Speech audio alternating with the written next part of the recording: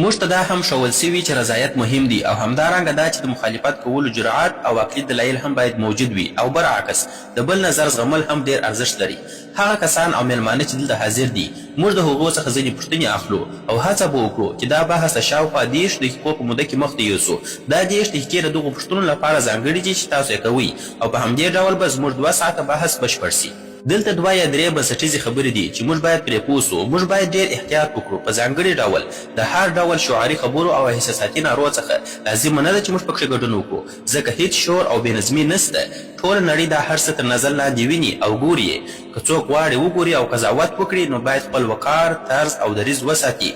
موږ باید داسې بېلګه وګرځو چې خلک زموږ څخه یو څه زده کړي او له دې ځای څخه ډک لاسونه ولاړ سي. لیکوالان او فکري خلک تل یو د بل سره موافق او مخالف وي، کله یو د بل نظر مني او کله اختلاف ورسره کوي. یوه خبره باید وکړم، زه زما د پوهنتون استاد پرویشتم اګروال صاحب هم ناست دی. هغه استاد چې موږ ته په ټولګي کې درس راکاوه او موږ ته دا مهم اصل را زده کړ چې رضایت او همدارنګه جرأت او پوهه دواړه ډېر ارزښت لري. دا خبره واقعا ډېر مهمه ده. دوهمه خبره دا ده، دا بحث د هیڅ یو ځانګړي دین په اړه نه دی. په دې کې هیڅ اختلاف نشته او دا باید ټولو ته روښانه وي. دا بحث نه د کوم دین د ستاینې لپاره دی او نه هم د دین د سپکاوي لپاره. نو که څوک دلته د همدې نیت سره راغلي وي زه غواړم هغوی ته ډاډ ورکړم چې تش لاسونه به له دې ځای څخه ستانه سي. په دې بحث کې د دیني نښو او سمبولونو ډېر استعمال سوی دی او د دې 2 کسانو په اړه هم خبرې کوو. اوس تاسو هغوی جدي ونیسئ.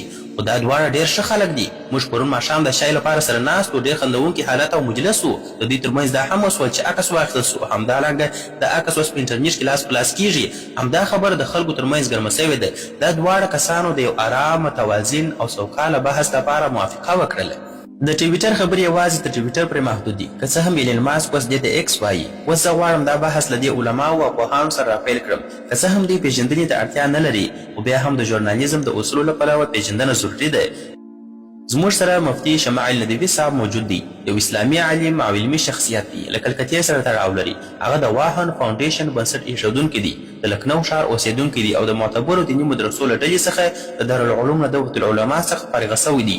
هغه ټولنیزې زده کړې هم کړي دي. په ټولنیزو رسنیو کې فعاله ونډه لري. په عامو فرمونونو کې تدریس کوي، فکري بحثونه کوي. او زموږ سره بل جاوید اختر صاحب دی. جاوید اختر صاحب یو نامتو شاعر لیکونکی، سندره ویونکی او نثر لیکونکی دی. د فلمونو لپاره مکالمې هم لیکي او ګڼ مشهورې سندرې هم لیکلي دي.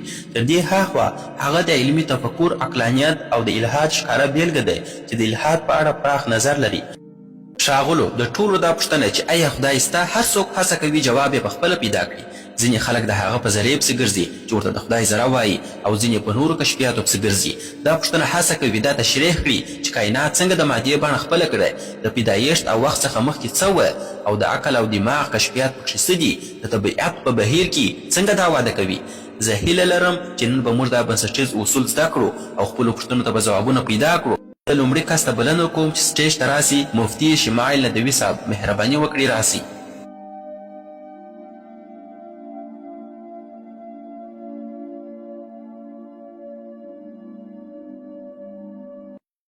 ټولې ستاینې د هغه خالق لپاره دي چې دا کائنات د یو ټاکلي هدف او موخې لپاره پیدا کړي دي. ښاغلی جاوید اختر صاحب او ښاغلی سراب داودي صاحب او محترمو اوریدونکو او درنو میلمنو، مننه چې تشریف راوړی دي. د نن ورځ مباحثه ځکه مهمه ده چې د خدای په شتون موضوع باندې ده او په دې موضوع په موږ او تاسو خبرې کوو. دا داسې یوه موضوع ده چې د هغې لپاره بېلابېل معیارونه شتون لري چې په هغه باندې باید بحث وسي. او د بحث د پیل څخه مخکې دا ډېر ضروري ده چې موږ دا روښانه کړو چې نن به په دې موضوع کې کوم معیار سم ګڼل کیږي او کوم معیار به ناسم ګڼل کیږي. لومړی معیار چې زما په آن زه تاسو ته وایم هغه ساینس دی چې جاوید اختر صاحب هم دې موضوع ته په ډېرې چټکۍ سره مراجعه وکړي او جاوید اختر صاحب ساینس موږ مخ ته ډېر ژر کښېږدي. حال دا چې ساینس په حقیقت کې د خدای د شتون د مستقیم ثبوت یا د هغه د انکار لپاره معیار نسي کېدلی. د دې معیار ساینس نسي کېدلی. دا ولې؟ دا خبره زه نه درته کوم بلکې د ساینس متخصصین دا خبره کوي. د ساینس ملي اکاډمي وایي ساینس هغه لارې او وسایل نه لري چې د خدای شتون ثابت یا رد کړي. دا پروسې او وسایل ساینس نه لري ځکه ساینس په تجربوي شواهدو ولاړ دی. د تجربوي شواهدو سره تړاو لري او تجربوي شواهد زموږ د طبیعي او فزیکي نړۍ سره اړه لري. حال دا چې خدای غیر فزیکي او مافوق الطبیعت حقیقت دی، نو غیر فزیکي حقیقت د هغه وسیلې په واسطه نسي ازمویل کېدلی چې یوازې د فزیکي حقیقت د پلټنې لپاره کارول کیږي نو د غیر فزیکي لپاره نسي کارول کېدلی. له همدې امله په نننۍ مناظره کې به د خدای د شتون د ثابتولو یا ردولو لپاره له علمي شواهدو کار وانخیستل سي او نه به هم علمي شواهد او نه هم ساینسي شواهد ومنل سي.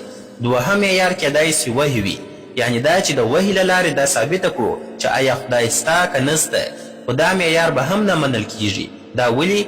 ځکه چې وحی زما له نظره د پوهې یوه معتبره سرچینه ده، خو زموږ د محترم جاوید اختر صاحب له نظره دا د پوهې معتبره سرچینه نه ده، هغه یې نه مني. نو له همدې امله به نن زه په دې مناظره کې د هیڅ دیني کتاب یا مذهبي کتاب څخه هیڅ یو متن وړاندې نه کړم تر څو هغه د جاوید اختر صاحب لپاره د منلو وړ نه وي. نو هیڅکله به داسې مذهبي څه وړاندې نه کړم چې د جاوید اختر صاحب لپاره د منلو وړ نه وي. دریم معیار چې کېدای سي مطرح سي هغه مشاهده ده، یعنې یو څوک ماته ووایي خدای موږ ته وښایاست، که خدای سته نو هغه ماته ښکاره کړه، یا دا چې د خدای د شتون لپاره تجربوي شواهد موږ ته وړاندې کړه. دا د ناسمو او غلطو